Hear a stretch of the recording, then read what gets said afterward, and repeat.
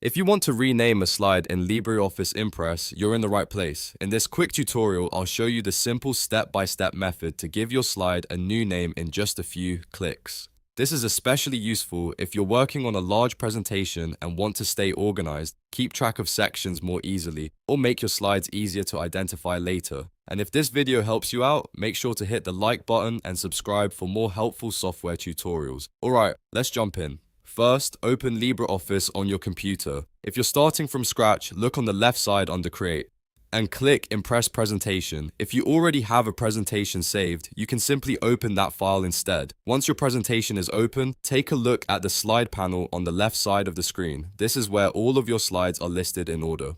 Now find the slide you want to rename. Right-click directly on that slide in the left panel. After you right-click, a menu will appear with several options. From that menu, click Rename Slide. This is the option that lets you change the slide's name without affecting the actual content of the slide.